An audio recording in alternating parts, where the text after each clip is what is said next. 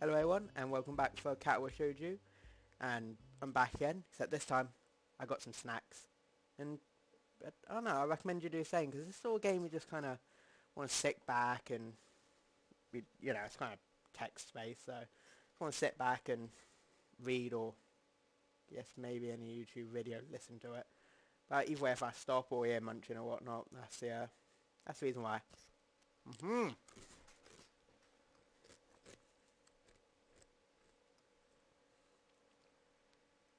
Either way, one flight of stairs up, I run into problems. The second floor hallway is a carbon copy of the third floor one. Wide, of course, and plain, like only hallways can be. The problem is that the library's whereabouts are not as easily determined as one would think. The classrooms are marked with signs stating which class they belong to, but then there's a plethora of unmarked rooms. Is the library one of them, or is it just somewhere down the hallway? I bet on the latter and choose my direction at random. After I turn around the corner, an unmarked door draws my attention, because it's not closed. It's not open either, just barely ajar, so I can see it's open and nothing else. It would make sense for the library door to be invitingly open, and while this one is not quite that, it's good enough. At the very least it means that someone is inside and I can ask for directions, no matter how embarrassing that is. I gingerly push on the centre of the door with my fingertips, every muscle in my arm ready to pull back at a moment's notice. The feeling of being an outside this school can't be shaken from my mind. So much so that I instinctively fear doing whatever wrong by entering. The door slowly creaks. I'll say that's a horror creak right there. For a horror game. The door slowly creaks as if groaning from a deep sleep, which is much easier to open than I anticipated. Leaning over and poking my head over further inside to gain sight of the room as fast as possible. The meek hello as my lips is quickly snatched away.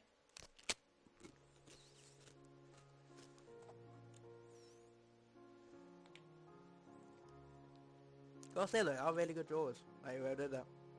This is not what I was expecting. I mindlessly let the door open to its full extent, taking the sight of the solitary figure taking centre stage in the otherwise abandoned room. The situation stills my voice, leaving me standing in the doorway staring at the beautiful girl. Aww. Evidently having taken her time to assess the situation, the girl gently puts down her teacup and opens her eyes, but doesn't look at me. Hello there, may I help you?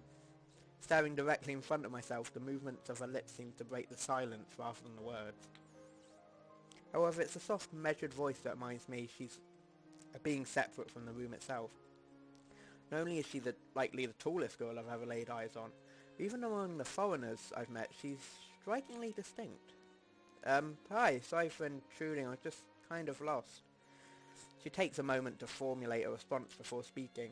Every action she takes feels like it's a carefully choreographed beforehand. Care to take a seat? Unexpectedly, considering that I'm intruding upon her. Thanks. I slowly step towards another seat opposite her, the girl resting the teacup and saucer on a wooden table in between. The way she doesn't track my movements with her head is telling, that, and the slight cloudiness to her eyes means she must be at least partially blind, like Kenji. Come to think of it, her voice doesn't have any detectable accent either. I guess she must be half Japanese. As I take my seat, her composure takes me slightly off guard. Her air of relaxed confidence makes the silence entirely comfortable. The calming atmosphere is so very different from the student council office. I take it you're new student Yamaku? Yeah, I just transferred in yesterday. I got the distinct feeling my speech patterns don't match the formality of hers, accentuated by a restrained bow of greeting, one which I hasten to match before realizing the futility of the action. I'm Lily Satao, pleased to meet you. Hisao Nakai. She gives a nod before gesturing roughly in the direction of her teacup. Do you care for a drink? Oh, she's British. Sure. Much it pains me I can't keep step with her formality in the proceedings. She gives a kind nod, taking the request in stride. Now that I think about it, this is the most pleasant, how'd you put it, wrong door I've ever seen.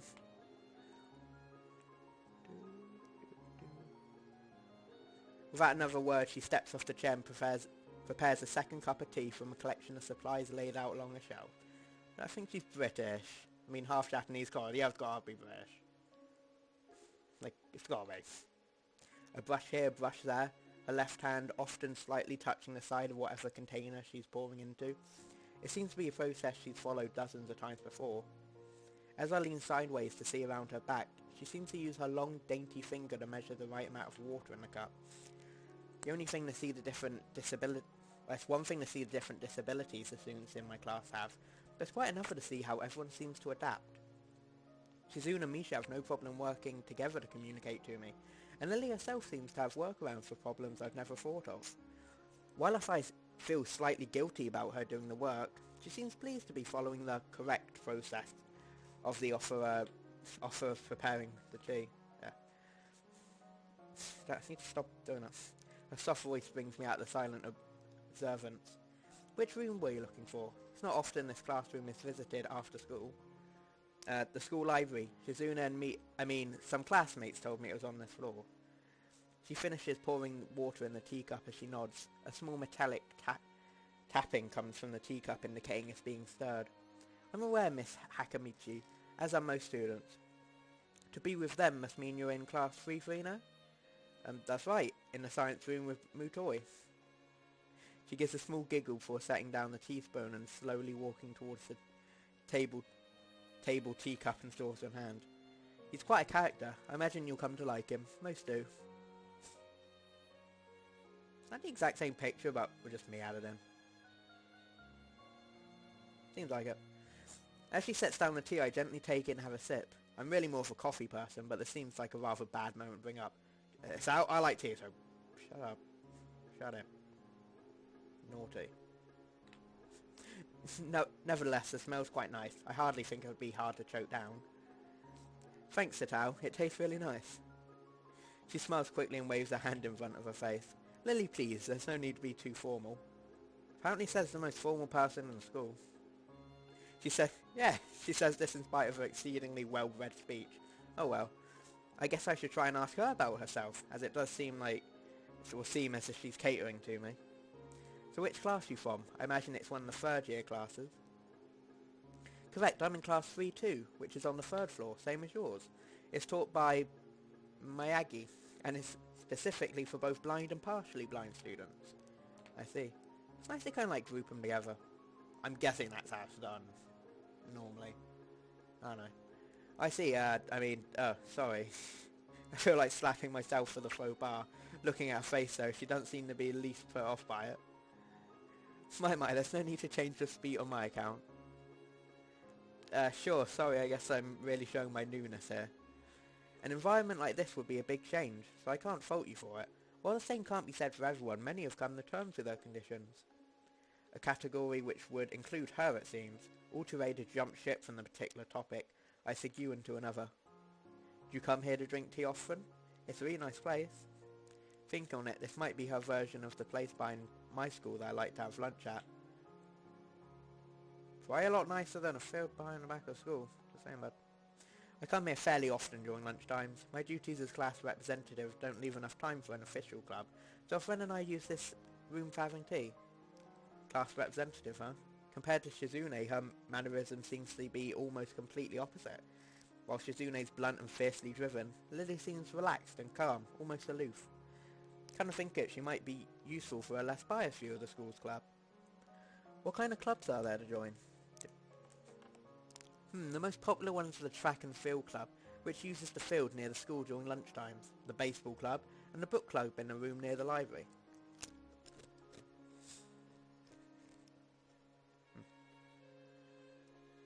Oh, no, it's a nice cheese. Wait, there are also numerous small ones, though, such as the art and music clubs. At a time when I'm just wanting to get on my feet, rushing into a club right away seems slightly unappealing. I wonder if this school shares the same rule as my old one. Is it compulsory to join a club? It isn't, although it is encouraged. Oh good, that's a relief. I do like the changing facial expressions though. Just a nice touch. I mean, they didn't have to do that. Anyway, I really let my guard down around this girl to let such a thing slip out. The fact seems to slightly amuse her. Not wanting my tea to get cold, I finally start drinking it as Lily does the same. As I look over the window over her shoulder, I notice the light coming in the room has a distinctively orange tint. Even here time doesn't stand still. Huh, the time's gone quickly. Sorry. Right, she's blind of course, she can't see the sun setting. It just looks like the sun's starting to set. It seems to come as a surprise for her. I guess you must have lost track of the time. Sorry, Sal, I didn't mean to keep you from the library for so long. I quickly moved to allay her concern. Oh no, it's okay, the library's still open, isn't it? She pauses and takes a moment to think on it. It's quite something I should have asked Shizune when I had the chance, but Lily seems likely to know in any case. True, it's open until 6:30 during weekdays. A quick glance at my watch confirms I have well enough time to get there. I might be going in that case. It's been nice talking with you, Lily. She smiles and gives a deep nod, her hand still neatly folded on the table in front of her. It was my pleasure. I'll come to think of it. Shall I show you where the library is? I could not possibly ask for more help. I should be able to find it, alright? Well, unless my navigation fails, tell me. Which they seem to have a habit of doing. Wait, navigational skill? Wasn't your entire idea of this was pick a door and hope it's the right one? Just saying. Cool luck, man. So, I was going to be talking to the librarian there in any case. I could introduce you. This gets better and better. It's pretty hard to deny her offer. If you're sure, then that'll be great. Thanks.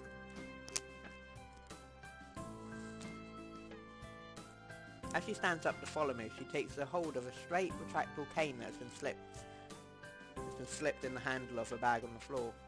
Compared to the cane the boy in the class had, Lily's looks much thinner and longer.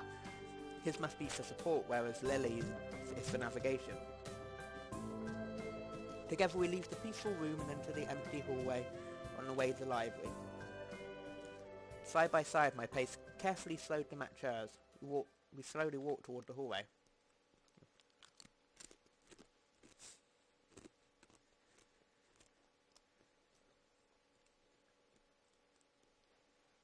It doesn't take long for us to arrive at the door to the warm-looking room, apparently situated in the centre of the floor rather than either wing. Ladies first. She gives an appreciative smile at a gesture, taking the lead as we file in. To the left is the wooden library counter, with the library proper being on the right. It easily dwarfs my old school library, with a distinct smell of old books giving the place an almost old world air. There don't seem to be a lot of students here, considering the time isn't a big surprise. Everyone's by either in the school rounds or the dorms. Yuko, are you there? Yuko? She says it to a thin air since the librarian doesn't seem to be present, and of course Lily can't see this. What's unexpected is that it draws a reaction. Something from under the counter thuds against it, followed by a quiet wail.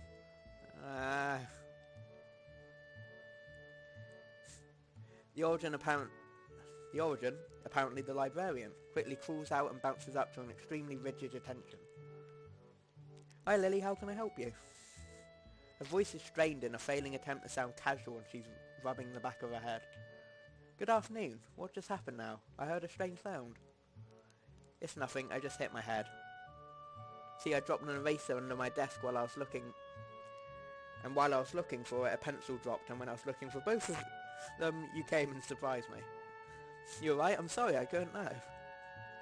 It's okay, sorry for making you worry. This is nothing, I've had worse happen to me. She's quick to reverse Lily's apologies, almost frantically trying to push aside the possibility that she could be in any way inconvenienced by bashing her head on the counter. Yes, worse things have happened. The girl fidgets with her fingers as Lily doesn't seem to drop her concerned expression. Then she shuffles some papers around the counter for no reason. A little shorter than Lily, replete with glasses, freckles and a very troubled look, she seems to fit in the library perfectly. Oh Lily, did you get my message? Message?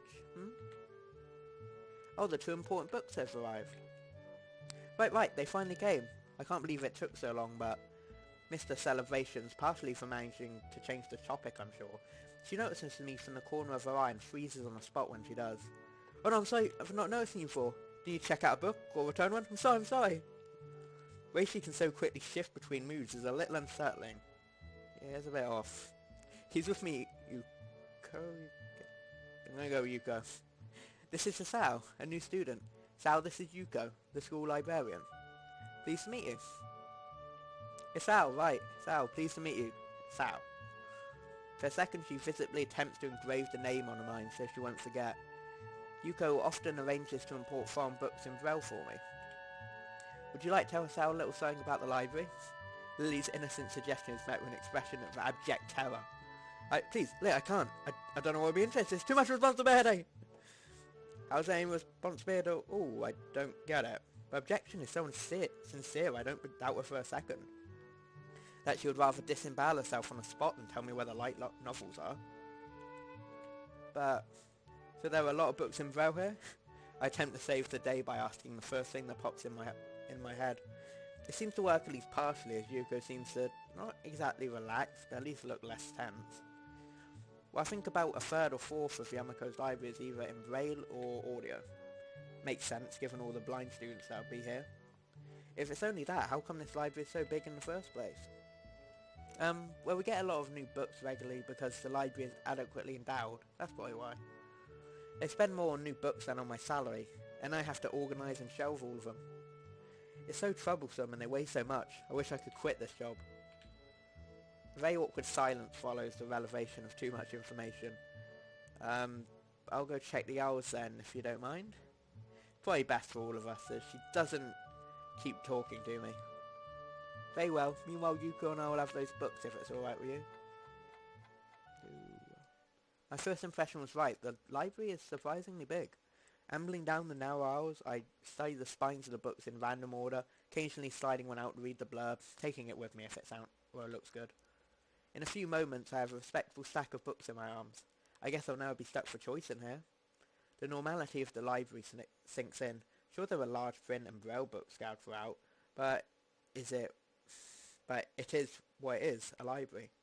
It's as if the calm mood from the room I had tea and Lily is snuck in here, unless it was here to begin with. Something about that puts me at ease, just like before. I reach the end of the aisle and find a collection of desks set for study or personal reading. Going a little further through, I discover a nice quiet corner at the back. While the rest of the library is the odd student sitting at desk either reading or stealthily sleeping, the back is pretty much deserted. As I glance around, I see someone who I recognise sitting on one of the several beanbags. It's a dark-haired girl from my class, the one who snuck out the classroom earlier. She's reading a book, keeping it close to her face, which makes her look like she's really into it. From the way she was acting today, I had her pegged as more of a delinquent than a bookworm. In fact, her mysterious disappearance from the class raised all sorts of wires in my head. Intrigue floats slowly, but surely towards the surface. Before I know it, I'm walking towards the mysterious long-haired girl. I guess there's no harm in introducing myself, as if I would with anyone. She's a classmate overall. Sal, bad move. That does not sound good. Walking over the beanbag, I take a seat and lay my book beside her. The girl starts looking scaredly up at me underneath her fringe. This is the first time I've seen her this close. Underneath her long, dense bangs, I can see that part of her face, at least a third, if not half, very badly scarred. Her eyes are immediately drawn to the scars, subconsciously peeking past her hair until they meet her own eyes. For a second I'm shocked and avert my eyes to the book in her hands, before I realise that looking away probably only makes it worse. It takes 2 seconds to let myself remember what I walked up to her for. Didn't mean to start you, or... I think that one went quite good last time. You know that one. Sorry, I didn't mean to start you. It's okay. Girls certainly don't look like it's okay, but I let it slide. So, do you mind if I sit here? She seems to be very uncertain whether it's okay or not for me to sit, but finally she nods, just a little. Okay. I take the seat next to her and she hides herself behind her book. Life of Pi. Never heard of it. So, sorry again for startling you. I'm Bissau. She looks up from her book, stalling a little before replying. No, we're in the same class. Her speech is stifled and so quiet that it's barely audible even in the still library. Somehow I think my delinquent impression of her was wrong. A little bit much. Hanako, I'm Hanako. I like Hanako, it reminds me of myself, except maybe a little bit more severe. You know, like more of an extreme. That's what I'm looking for. I resist the urge to say that's a nice name, just to have something to say, but really, it's the only thing I can think of. I feel like an idiot. Everyone here must be used to being different to each other, and here I am being all bothered and fussed about that kind of thing. Don't let me interrupt your reading. I'll just check these books if you don't mind. She nods a little and sighs a little in relief. So I try to read the covers and the introductions, the books I picked up, and she buries her face in her book. Uncomfortable silence consumes us. My eyes still wander to her direction, and I sneak peeks at the flowing hair and the scars it's hiding. After a while I realise she's doing the same thing and only pretending to be immersed in life of Pi. Her gaze is not inquisitive at all though. It darts around like a scared rabbit. When her gaze finally meets, the chain reaction is unstoppable. She stands up forcefully from the beanbag and takes a deep breath. I gotta go do something. Bye. Without warning, Hanako takes off and runs towards the counter. Her hair-like takeoff catches me so off guard that I didn't manage to go after her until she had a good head start. So I constantly think of Shizune as a cat. They got Hanako acting more like a rabbit. Is anyone here got a spirit animal or something? I mean, Yuko's definitely got one. I don't know what it would be. You got definitely that. By the time I reach the counter, she's nowhere to be seen.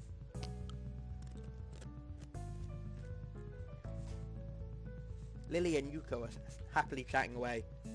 Knowing that I won't be able to catch Hanako myself, I approach the girls.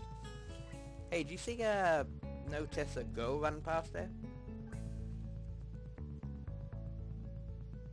Yeah. Maybe. What did she look like? Long dark hair, kinda shy. She had, well, some scars on her face. You wouldn't be talking about Hanako, would you? Yeah, that's her. I saw her reading and tried to talk to her, but I think I scared her off or something. Oh dear, Yuko. Would you excuse me? Better try and find her. Sure, I'll just hold on these until you come back. What's going on? I'm sorry, but I'll have to explain it to you some other time. Right, I'll see you later then.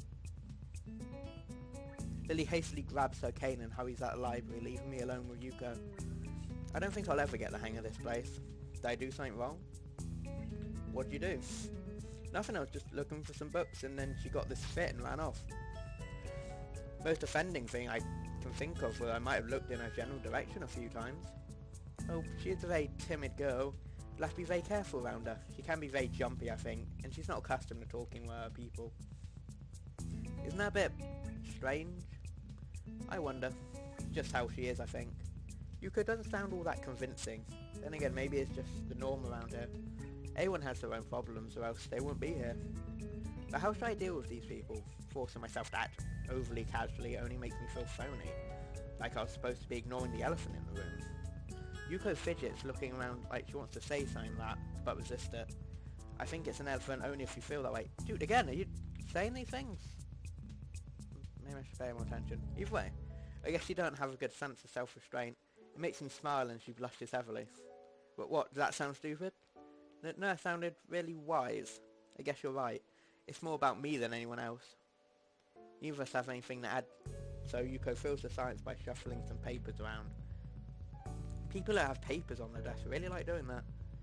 Did you find any books? I'll be closing soon. I mean, this library should be closing, but I have to do it. Hope that's not too inconvenient for you. Yeah, I want some books, but I left them over there because I'll just go get them. I fetched my sack of books from beside the beanbags where Hanako and I were sitting and returned the counter. Wow, you read a lot, don't you? I surprised myself with that too, honestly. At least I really think about it. I had a lot of free time earlier this year, so I just kind of started reading books to fill that time. I couldn't do much else. I see. But she doesn't say anything else and just checks out my books for me. I guess this is what they call tact. What kind of time are we at? Yeah, you know, I think that'll be good for an episode, so see you guys all later for another one. Bye.